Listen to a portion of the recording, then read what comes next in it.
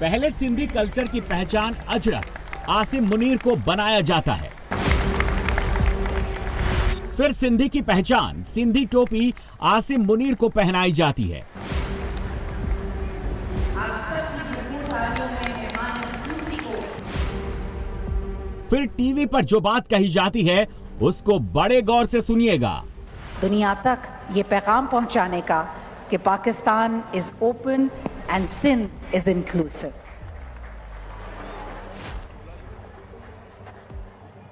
आप सबकी भरपूर तालियों में मेहमान खुसूसी को अजरक और सिंधी टोपी का तोहफा दिया जा रहा है और ये यादगारी शील्ड जो इस लम्हे की 35वें नेशनल गेम्स की आप सबको और उन्हें याद दिलाएगी। दुनिया तक पैगाम पहुंचाना है, पाकिस्तान सिंध के लिए खुला है।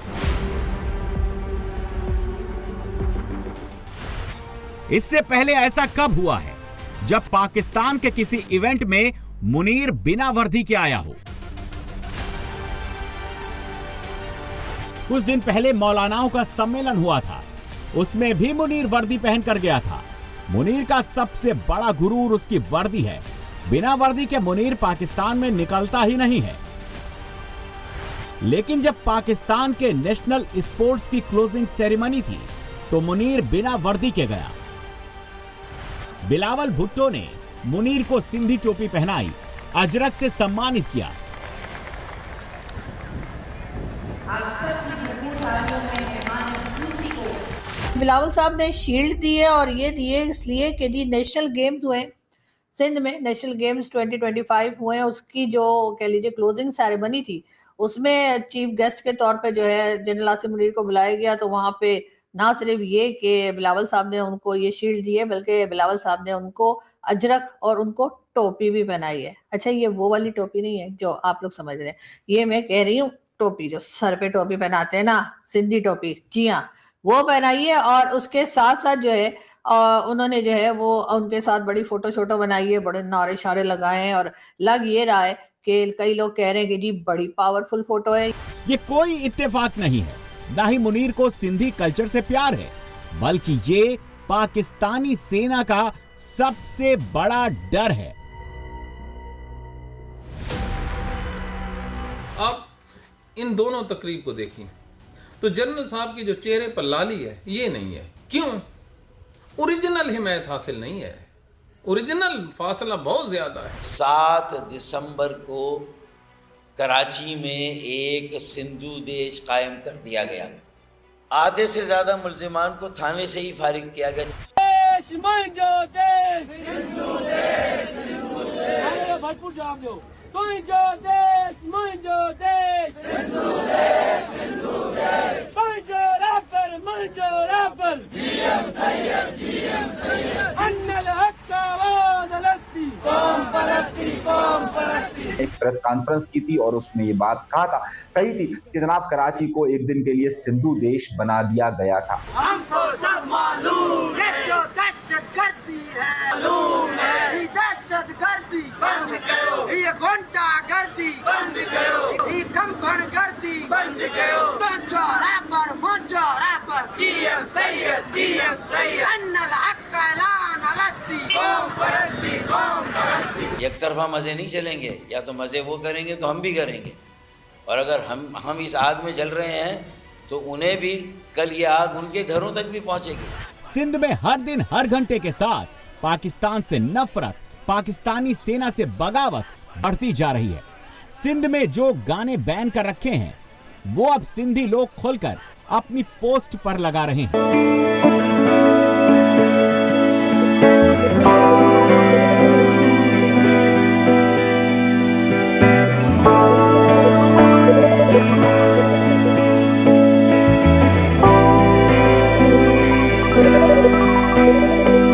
ऐसे नहीं कहा था सिंध एक दिन वापस हिंदुस्तान का हिस्सा बनेगा, बल्कि सिंध के अंदर विरोध अब विद्रोह में तब्दील हो गया है। सिंध के अंदर जिन आवाजों को दबाया जा रहा था वो अब खुलकर सामने आने लगी हैं। सबसे अहम खबरें ये बात कि आज एमक्यूएम का ये नारा कि कराची शहर में सिंधु देश कायम हो चुका। कराची में एक सिंधु देश कायम कर दिया गया। क्या इसमें हकीकत है या नहीं है। और इसी सिंधु देश के हवाले से वकला की तहरीक में क्या नया मामला सामने आया है, जहां तक बात रह सकती है। लेकिन बिलावल भुट्टो जरदारी के पंजाब में बैठकर एक नारे के बाद पंजाब के कई लोगों ने क्या बात कही है। क्या अब सिंध में एक नहीं, दो नहीं, बल्कि 3 वजीरे आला होंगे। आसिम मुनीर का कराची जाना, सिंध की टोपी को सिर पर सजाना, ये सिंध को टूटने से रोकने की नाकाम कोशिश है। क्योंकि एक तरफ सिंध के लिए प्यार दिखाया जा रहा है, दूसरी तरफ कराची में सिंधु देश के समर्थकों पर एक्शन शुरू हो गया है।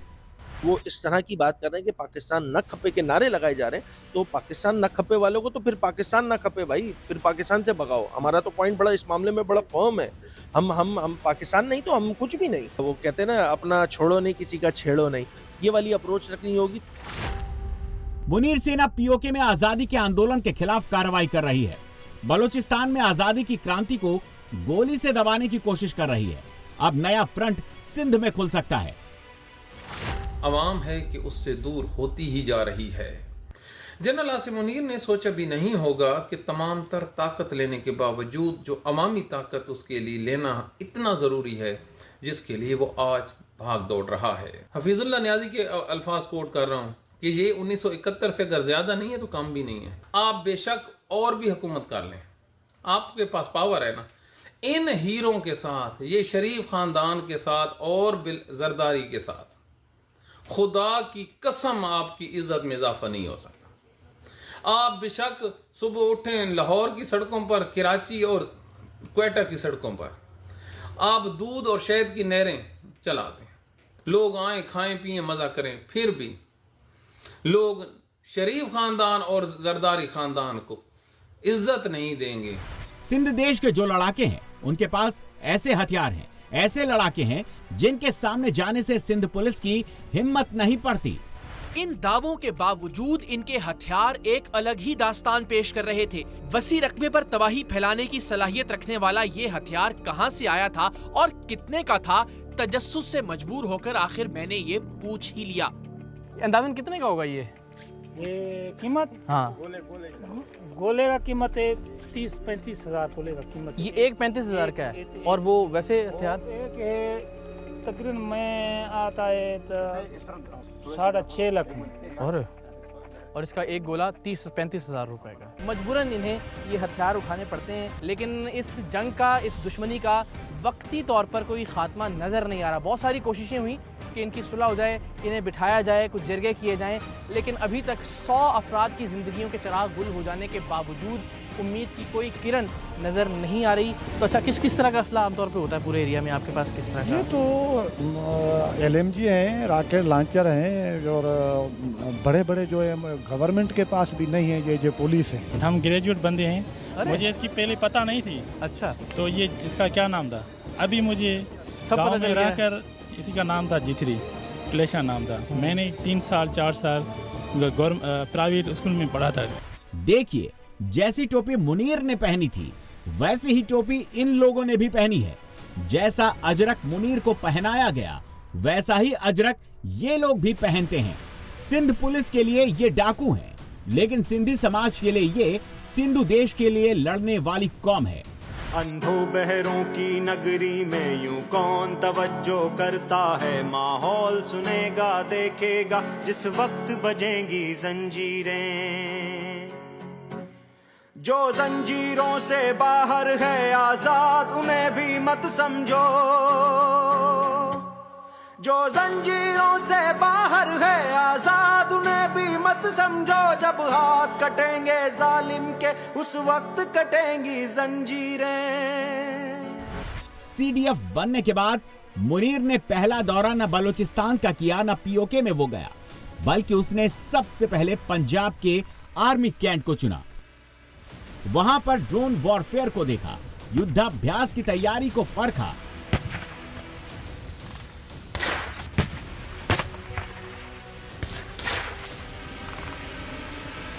मुनीर जानता है, जो 1965 में इंडियन आर्मी कर चुकी है, वो 2025 में फिर दोहराया जा सकता है। 1965 युद्ध में भारतीय सेना ने सिंध के 380 किलोमीटर एरिया पर कब्जा कर लिया था। पाकिस्तानी सेना अपनी पोस्ट छोड़कर भाग खड़ी हुई थी। सिंध के गडरा पर इंडियन आर्मी ने तिरंगा लहरा दिया था। अगर युद्ध विराम का समझौता न होता तो सिंध का काफी इलाका हिंदुस्तान की सीमा के अंदर होता। सिंध का इतिहास दोहराने के लिए इंडियन आर्मी एक बार फिर तैयार है।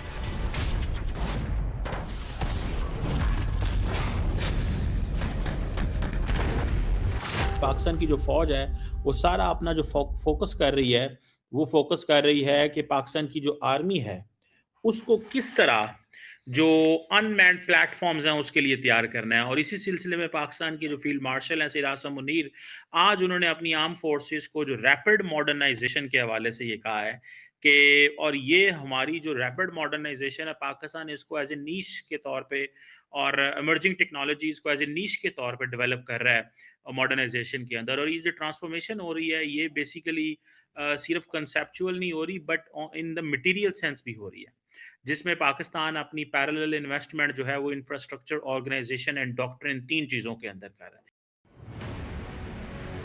आसिम मुनीर ये बात जानता है और इस वक्त वो गलती से भी न सिंध को नाराज कर सकता है न ही युद्ध शुरू कर सकता है, क्योंकि पाकिस्तानी आर्मी के खिलाफ नया फ्रंट खैबर पख्तूनख्वा में खुल गया है। इमरान खान की रहाई की चाबी खैबर पख्तूनख्वा में है। अगर हम 4 रीजन है, पेशावर रीजन में तोरबेला डैम, मोरथल डैम बंद कर दे, मलकान हजारा डैम बंद कर दे और कराकोस्तान में हम गैस बंद कर दे ना, तो आप यकीन करें 2 मिनट में खान साहब को रिहा कर देंगे।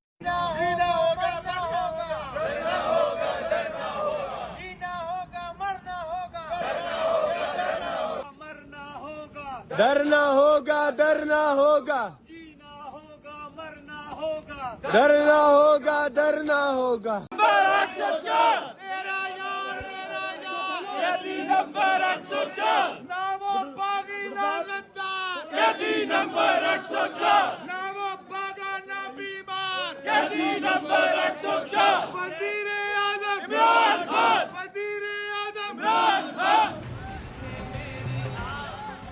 खैबर पख्तूनख्वा के पठानों ने मुनीर की गुलामी से इनकार कर दिया है। आसिम मुनीर के कानून को मानने से साफ मना कर दिया है। केपीके के पठान अब इस्लामाबाद के लिए निकलने वाले हैं। हम इस दफा जाएंगे तो या कफन में वापस आएंगे और या आजादी लेकर आएंगे इंशाअल्लाह ताला। रास्ते से हटाकर दम लेंगे, हम राह वफा के राहरू हैं, मंजिल ही पर जाकर दम लेंगे। ये बात आया है दुनिया पर, हम फूल भी है, तलवार भी है, या बज़ में जहां महकाएंगे या खून में नहा कर दम लेंगे। ये अमरीकी दलाल बला क्या खाक डराएंगे हमको, हम राह वफा के राहरू हैं, मंजिल ही पे जाकर दम लेंगे। जिसे खून शहीदा से अब तक गुलरंग हुई है ये जमीन, उस खून के कतरे कतरे से तूफान उठाकर दम लेंगे। एक तरफ सिंधी मुनीर के खिलाफ है, सिंधु देश की मांग है, दूसरी तरफ पठान इमरान खान के लिए लड़ने भिड़ने और मरने के लिए तैयार हैं। पाकिस्तान तहरीक इंसाफ का हर नौजवान आपकी तरफ देख रहा है और मेरा पैगाम उन मुक्तदर इदारों को भी है, अगर बीच में से सोहेल आफरीदी हट गया तो लोगों के जो जज्बात है वो आप कंट्रोल नहीं कर पाएंगे। लोगों की डिमांड क्या है? लोगों की डिमांड क्या है? लोग क्या चाहते हैं? जवान क्या चाहता है?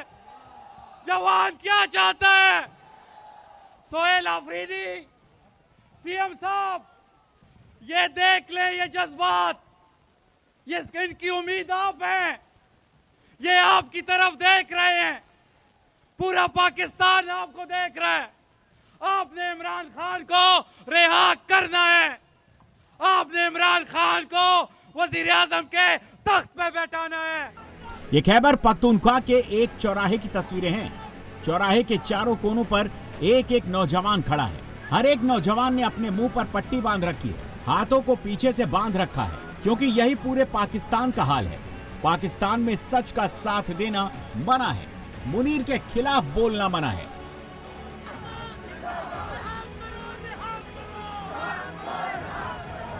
लेकिन मुनीर के खिलाफ अब तक पठानों ने हार नहीं मानी है। उन्होंने मुनीर को आखिरी वार्निंग दे दी है, अगर इमरान खान को नहीं छोड़ा गया तो पूरे पाकिस्तान की बिजली काट दी जाएगी, पानी रोक दिया जाएगा। इमरान खान की रिहाई की चाबी खैबर पख्तूनख्वा में है।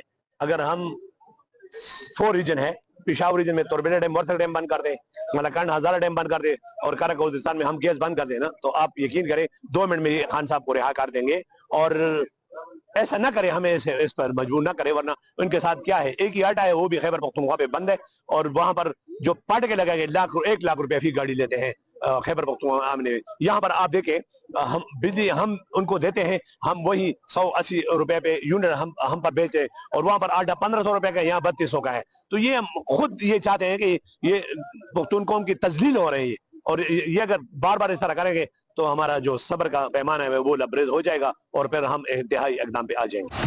खैबर पख्तूनख्वा पाकिस्तान का बॉर्डर स्टेट है जो एक तरफ से अफगानिस्तान से जुड़ा है। खैबर पख्तूनख्वा में करीब 1.5 करोड़ पठान रहते हैं। ये पठान इमरान खान को अपना लीडर मानते हैं और इस वक्त इनको सोहेल अफरीदी लीड कर रहा है, जिसका एक ही मकसद है, मुनीर को हराना, इमरान को आजाद करवाना। परसों में सुन रहा था कि एक मैंडेट चोर जिसने लाहौर की आवाम के मैंडेट पर डाका डाला है, जो जाली तरीके से, गलत तरीके से पंजाब की वज़ीर आला बनी है, जो का के ऊपर की के ऊपर के लिखती है, वो मुझे मशवरे दे रही है। अल्लाह का मेरी तौबा, मतलब का के अब मैं सुनूंगा। जिसका लीडर इमरान खान है वो पाकिस्तान का कबूल तरीन, मकबूल तरीन लीडर है और उसने हमारी तरबियत की है, तो हम किसकी सुनेंगे? किसकी सुनेंगे? यहां पर पॉलिसी सिर्फ इमरान खान की चलेगी, यहां पर राज सिर्फ इमरान खान का होगा और अवामी राज ही इमरान खान का राज है और ये इंशाअल्लाह ताला हम आप सबको दिखाएंगे इंशाअल्लाह ताला। आसिम मुनीर के पास इतनी फौज नहीं है, वो पीओके में जंग लड़े, बलूचिस्तान में लड़े, सिंध में फोर्स उतारे, बॉर्डर पर सेना को तैनात रखे और पठानों के खिलाफ गोली चलाए। अगर एक बार मुनीर ने खैबर पख्तूनख्वा में गोली चला दी तो क्या होगा, यह खुद पठानों का लीडर बता रहा है। मेरे पाकिस्तानियों, आप लोग डी चौक कर रहे हैं। कुछ टाउट्स जो रात को मीडिया पर बैठते हैं वो हमें डराते हैं कि गोलियां चलाई जाएगी, गोलियां मारी जाएगी। डरते हो? डरते हो? मेरे पाकिस्तानियों, इमरान खान का जेल से पैगाम भी आ चुका है कि आजादी या मौत, आजादी या मौत। तो अगर हम इस दफा जाएंगे तो या कफन में वापस आएंगे और या आजादी लेकर आएंगे इंशाअल्लाह ताला।